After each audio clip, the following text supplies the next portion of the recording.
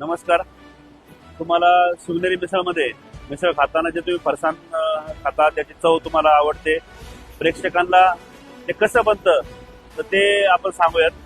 यामध्ये बेसन पूर्ण हरभरा डाळीपासून बनलेल्या पिठाचं बेसन आम्ही वापरतो आणि त्यानंतर ते पीठ मळल्यानंतर ते जातं फायरला. ते शेवचं एक्सट्रुडर मशीन आहे, त्याच्यातून ते बेसन पीठ खाली कन्व्हेअरवर तेल आहे आतमध्ये, ते तेलात पडतं आणि ते तेलात पडल्यानंतर तर ते कन्व्हेअरनी पूर्ण लाईन मधनं फ्राय होऊन ते पुढे डायरेक्ट ट्रे मध्ये जाऊन पडतं.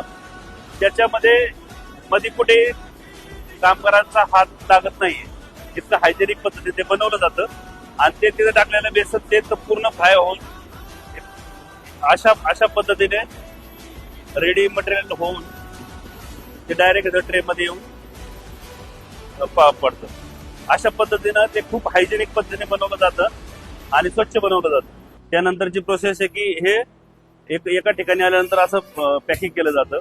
तर जशी शेव बनली जाते तशी पापडी, भावनगरी, काठी शेव, चिवडा असं सगळं आयटम एकत्र करून मिसळसाठी लागणारे फरसाणासाठी मिक्स फरसाण बनवलं जातं आणि ते हॉटेलमध्ये वापरलं जातं. हा एक आयटम आहे. अशा सगळ्या प्रकारचे वेगवेगळे आयटम तयार करून तो माल तयार होतो आणि तो पॅकिंग होऊन तो हॉटेलला पोहोचला जातो आणि ते वापरतात. अशा पद्धतीने टोटल म्हणजे जे प्रोडक्शनची मेथड आहे एकदम हायजीन, नीट, क्लीन अशा पद्धतीने आम्ही काम करतो आणि त्यामुळे ते ग्राहकाच्या पसंतीत जास्त उतरतं आणि खूप ग्राहकांचा विश्वास त्यामुळे आम्हाला या फरसाणसाठी खूप मागणी आहे.